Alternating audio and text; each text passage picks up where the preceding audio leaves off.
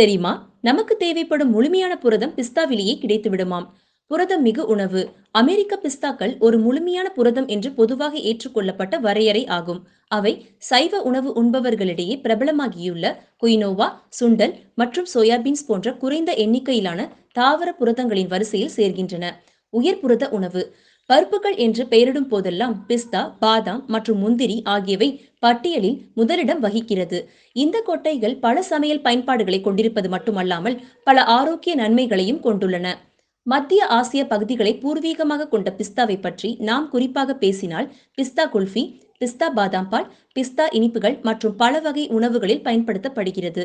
இந்த நட் மிகவும் சத்தானது. இதில் ஆன்டி ஆக்சிடென்ட்டுகள் அதிகம், நல்ல ஆற்றல், குறைந்த கலோரி மற்றும் பல நன்மைகள் உள்ளது.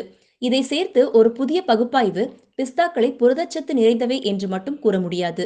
மாறாக இது முழுமையான புரதத்தின் ஆதாரமாக கருதப்படுகிறது. குறிப்பாக விலங்கு சார்ந்த புரதங்களிலிருந்து தாவரத்திற்கு மாற விரும்புவோருக்கு இது மிகவும் அடிப்படையிலானவை. IANS-இல் ஒரு அறிக்கையின்படி சமீபத்தில் கலிபோர்னியாவில் நடந்த அமெரிக்க பிஸ்தா வளர்ப்பார்கள் ஆண்டு மாநாட்டில் அமெரிக்காவில் விளைந்த வறுத்த பிஸ்தாக்கள் முழுமையான புரதம் கொண்டவை என்று பொதுவாக ஏற்றுக்கொள்ளப்பட்ட வரையறையாகும். அமெரிக்க உணவு மற்றும் மருந்து நிர்வாகத்தால் முழுமையான புரதத்தின் வரையறைக்கு பிஸ்தாக்கள் தகுதி பெறுகின்றன என்ற அறிக்கை கூறுகிறது.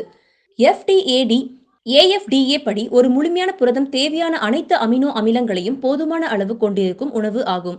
ஊட்டச்சத்து நிபுணர் நூஜல் மிட்சல் இது தொடர்பாக எழுதிய த பிளான்ட் பேஸ்ட் சைக்கிள்ஸ் புத்தகத்தில் 9 அத்தியாவசிய அமினோ அமிலங்களின் போதுமான அளவை வறுத்த பிஸ்தாக்களை இப்போது புரதத்தின் முழுமையான ஆதாரமாக எளிதாக கருதலாம் என்று கூறியுள்ளார். வறுத்த பிஸ்தாவில் பாலில் காணப்படும் 81% புரதம் மற்றும் 80% கேசின் உள்ளதாக அறிக்கை கூறுகிறது. அமினோ அமிலங்கள் என்பது புரதத்தின் 20 கட்டமைப்பு தொகுதிகளை கொண்டது.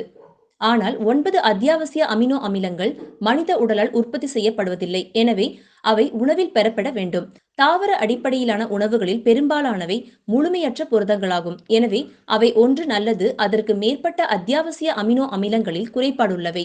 இருப்பினும் 2 முழுமையான புரதங்களை ஒரே நேரத்தில் இணைப்பது அல்லது ஒரு நாளுக்குள் ஒரு முழுமையான புரதத்தை உருவாக்குகிறது. வறுத்த பிஸ்தா 5 வயதிற்கு மேற்பட்டவர்களுக்கு இப்போது ஒரு முழுமையான புரத மூலமாக கருதலாம். இந்த வீடியோ பிடித்திருந்தால் லைக் பண்ணுங்க, ஷேர் பண்ணுங்க, சப்ஸ்கிரைப் பண்ணுங்க. நன்றி, வணக்கம்.